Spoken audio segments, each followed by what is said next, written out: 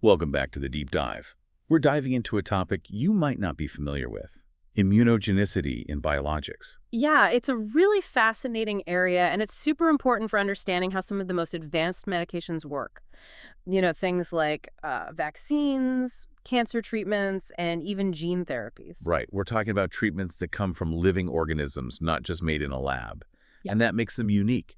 So what does this immunogenicity actually mean when it comes to these treatments? Well, basically, biologics are these really big and complex molecules. Because they come from living things, our bodies can actually react to them like there's something that shouldn't be there, something foreign. Oh, so it's like our own immune systems could fight against the medication. That's not good. Yeah, exactly. That's when things can get tricky. This immune response, it's called immunogenicity, and it can affect how well a treatment works or even cause some unwanted side effects. Okay, so that's definitely something we want to avoid. But how do scientists even know if a biologic is going to trigger this kind of immune response? That's where something called immunogenicity assessment comes in. Scientists have figured out some really cool ways to detect and measure these immune responses. One of the main things they look for are these little proteins called anti-drug antibodies, or ADAs. When these ADAs show up, it means the immune system is recognizing the biologic and wants to get rid of it. Also, it's like if you were a detective trying to catch a criminal, these ADAs would be like finding their fingerprints at a crime scene. Exactly. And just like detectives use different methods to find fingerprints, scientists have some pretty amazing tools to detect these ADAs. Okay, I'm all ears. What kind of tools are we talking about? Well, two of the most common techniques are ELISA and flow cytometry. ELISA is super sensitive. It's like a molecular search party. They use a special bait that attracts the specific ADA they're looking for, like a molecular fishing trip.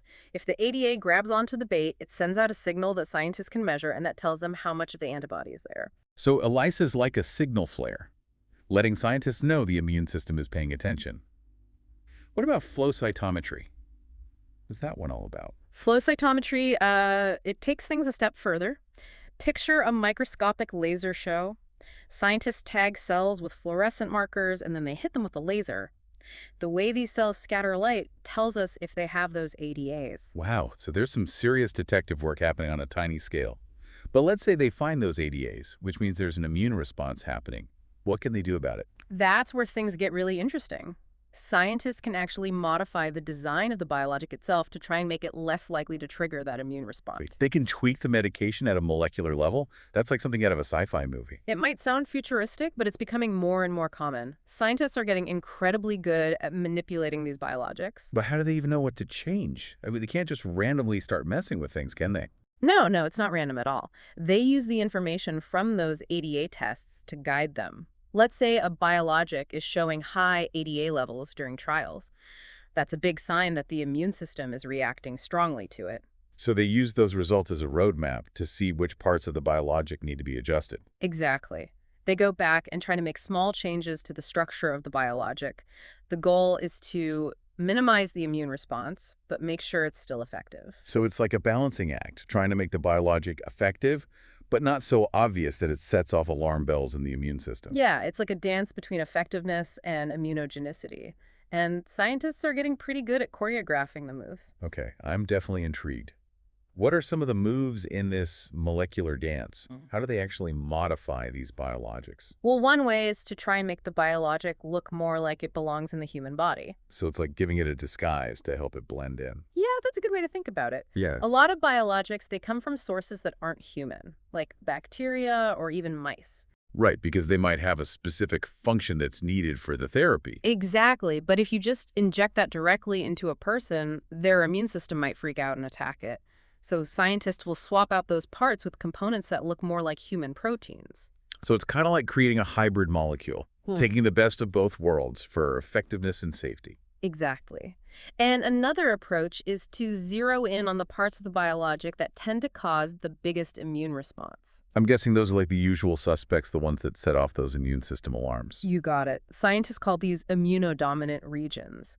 And they can either get rid of them completely or just tweak their structure to make them less noticeable to the immune system. Just like disarming the biologic, making it less likely to cause a reaction. Exactly. And sometimes the key isn't changing the biologic itself, but how it's given to the patient. Oh, wait, now I'm really curious. How does the delivery method play into all of this? Well, think about it like you're trying to deliver a package secretly.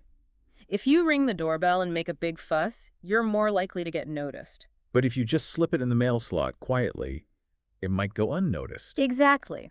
It's the same idea with biologics. Some ways of giving them, like injecting them into a muscle, can trigger a stronger immune response. Because that's where a lot of those immune cells are just hanging out, ready to spot anything suspicious. Right. So scientists are trying out different ways to deliver biologics, like under the skin or even as a pill, which might be stealthier. So it's about finding a way to get the therapy where it needs to go, but without causing a commotion. Precisely. And this is another area where those FDA and ICH regulations we talked about are important. They have very specific rules for how scientists have to test and assess these different delivery methods. Because in the end, we have to make sure that being clever with the delivery doesn't compromise the safety or effectiveness of the treatment. Exactly. It's all about finding the best approach for each specific biologic and making sure that it's both powerful and safe for the patient. This is all really fascinating, but I think it's important to zoom out for a second and consider the big picture.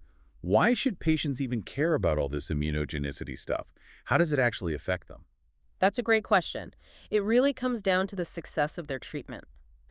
You see, if a person's body starts mounting this huge immune response against a biologic in, it can basically make the treatment stop working. So the medication they're relying on could just stop being effective. That's right. And sometimes those anti-drug antibodies can even cause serious side effects, maybe even life-threatening ones. So understanding this is crucial for both doctors and patients. So it's a two-way street. Doctors need to think carefully about the possibility of these immune responses when they're choosing a biologic for their patient. Absolutely. And patients need to know about the possibility of these reactions and talk to their doctor right away if they notice anything unusual. So open communication and careful monitoring are really key. Definitely. And that brings us back to the importance of those regulatory guidelines from the FDA and ICH. They provide this essential framework for making sure that biologics are carefully checked for immunogenicity before they're even available to patients. So it's kind of like a safety net to Yeah. reduce the risks and maximize the benefits of these powerful medications. Precisely. It really shows how much we've learned about this complicated interaction between our immune system and these incredible therapies.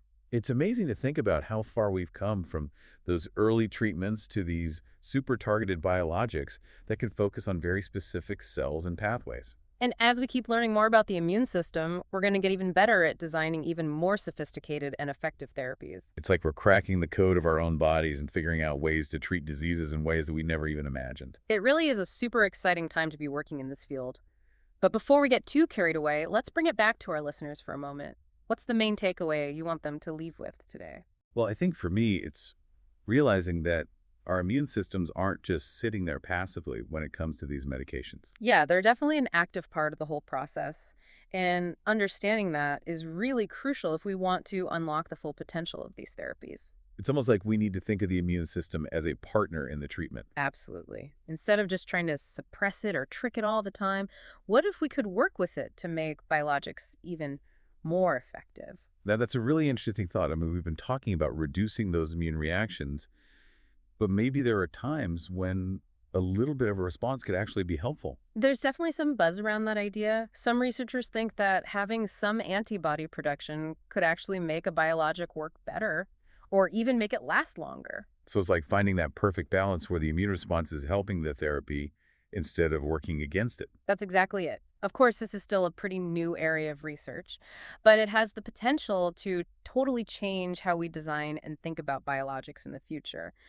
Yeah, it's a good reminder that we're still really just starting to understand this incredibly complex system. And that's what makes this field so cool. There's always something new to discover and new challenges to figure out.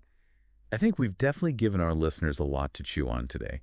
We started with the basics of what immunogenicity is, and then we talked about the really advanced techniques scientists are using to assess and deal with those immune responses. And we talked about those regulations that help keep everything safe and effective. But maybe the biggest takeaway is that this is a field that's always changing and evolving. As we learn more about how our immune system and these powerful medications interact, we're going to keep finding new possibilities and pushing the limits of what we can achieve. So to all our listeners out there, keep those questions coming and stay curious. Keep diving deep into this awesome world of science. Because, like we saw today, the more we learn, the better equipped we are to make good decisions about our health. Until next time. Happy exploring, everyone.